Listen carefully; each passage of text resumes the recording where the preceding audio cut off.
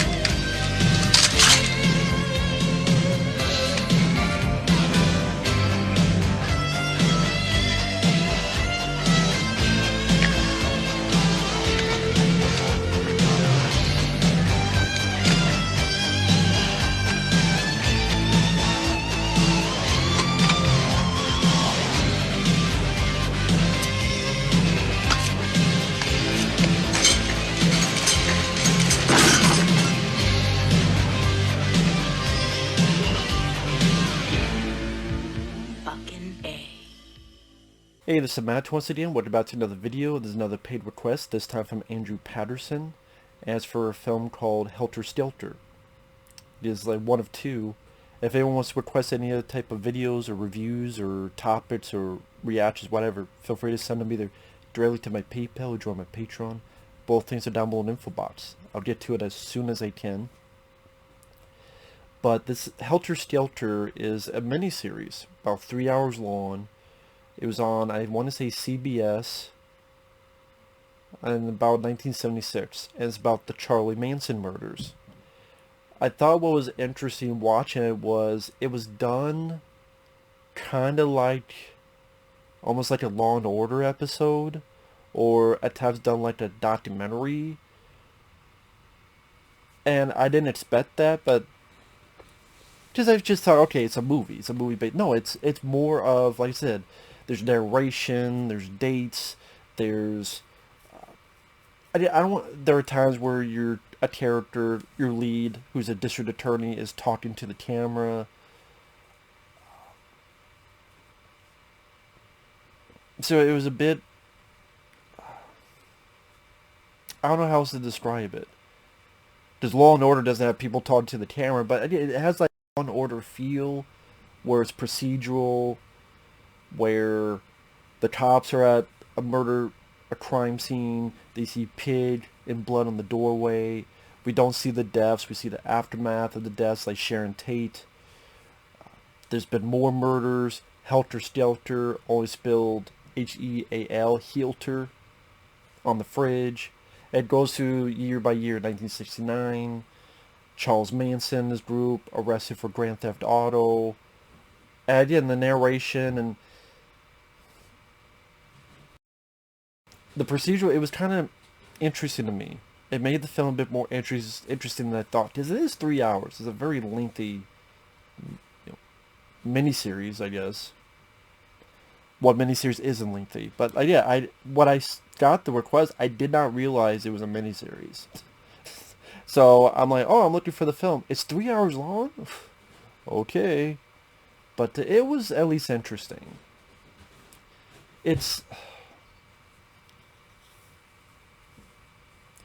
reminded me of, this is going to sound weird, but you have like The Legend of Body Creek or The Town That Dreaded Sundown, those 70s movies by the same director, Charles B. Pierce.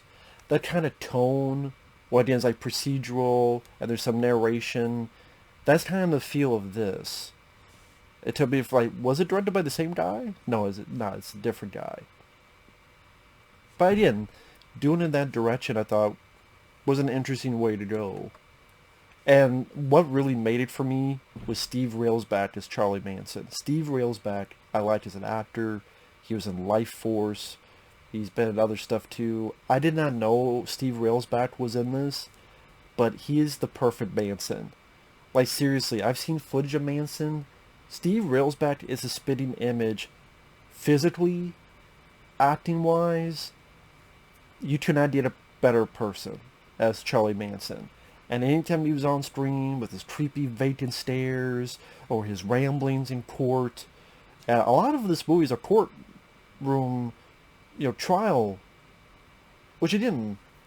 It's a different take on talking about the Charlie Manson case. And he's a fucking spitting image to Charlie Manson, and Steve Railsback definitely did a great job with it. And I didn't mind the guy who's sort of our lead, the district attorney guy. I forget the actor's name, but yeah, I didn't mind him at all either. And how much of this is true or not, I don't know.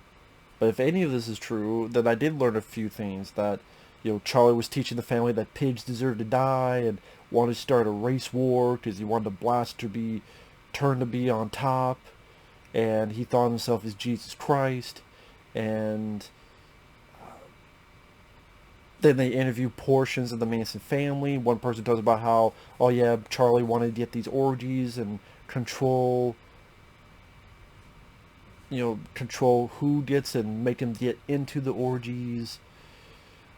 Charlie Manson wanted to defend himself in trial, and talks about how I'm a reflection of you and what you made me.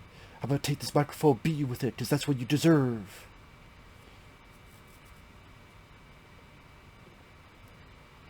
Or, I told you I'm already dead.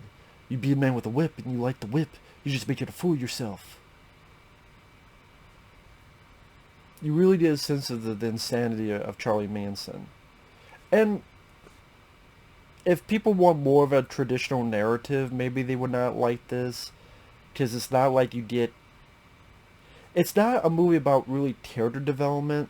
Like, the DA, you don't get his personal life. Which I found refreshing. I kind of was... If you're into more of a law and order, like, procedural story... Like I said, it's more interesting. It's more about like facts of one of them was arrested and told a cellmate what she did, and that led further into the case. At one point, a little boy found a .22 caliber gun, and the father gave it to the police, but the police like whatever and put it into evidence locker. And then later on, the guy calls like, "What's going on there?" What? You might have thrown away the gun that linked the murders? But then they do find the gun. And like the second half of the film is the trial. Where Charlie Manson's fellowship row against the judges. Each of them come up and explain what happened regarding the Tate and LaBianca murders. At one point, Charlie Manson tries to choke the judge, but gets detained. And yet he gives his testimony. Again, the guy who played the DA, the lawyer, I thought he did a good job. Like, what he's giving his final speech is like, but from their graves they cry out for justice. Yeah, melodramatic, but maybe you have to be in order to be a lawyer. And yes, there's a part where Charlie Manson has shaved his head, and him and his fellowship have the little swastikas on their forehead.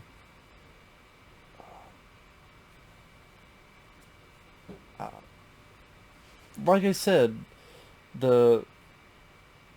if you like movies that take a more procedure approach to it, if you like a movie, well in this case a miniseries where, much like The Town That Dreaded Sundown, much like The Legend of Body Creek, you get narration, and it's hard to call a documentary because it is a movie. It's not a documentary, but just that I'm not sure how else to describe it. Like very matter of fact. Like here's the case. They're talking about the case. Then you have the trial and what's going on with the trial, and then boom, boom, boom. Again, it's not going to personal drama. It's not going to personal beliefs and all that. It just boom, boom, boom. And Like I said, I didn't expect that, but that was interesting. I like what the DA says. No, you're nothing special. You took a bunch of sad kids, you played jailhouse games on them.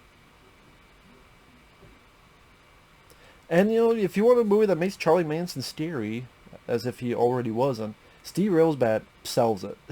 And then some. Steve Railsbat. I think one of the people, I forget who is, Marilyn Burns from the Texas Chainsaw Massacre, she's in the film. I forget which character she played. But I recognize, I'm like, is that Marilyn Burns? Oh shit, it's Marilyn Burns. Cool. Yeah, it's a bit long. I don't know if this need to be 3 hours long. Because even there are times I'm like, okay, do I need this detail? Did I need that detail told? Do I really need this detail told? 3 hours is a fucking long time for anything. Like I said, I don't know if the Charlie Manson case had that much meat to it that justify a 3 hour running time.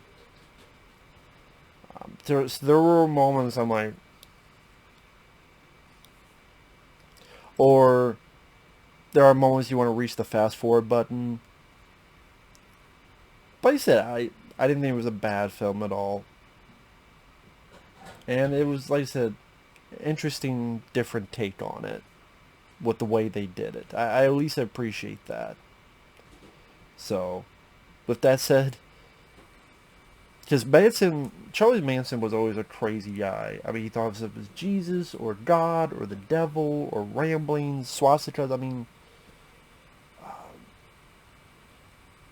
maybe it would have been, with Steve Railsbat, it would have been nice to see a bit more of it. I mean,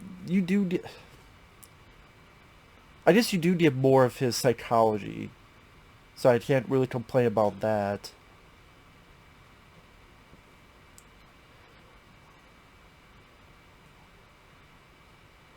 I just and he's in it quite a bit. For me, just Steve Railsbat just was shining so brightly. I want to see even more of him and the crazy ramblings. I was just getting greedy. Steve Railsbat really did a good job. I wanted to see more. Being greedy for it. But with that said, thanks for watching. Take care. We'll see you guys later. Bye-bye.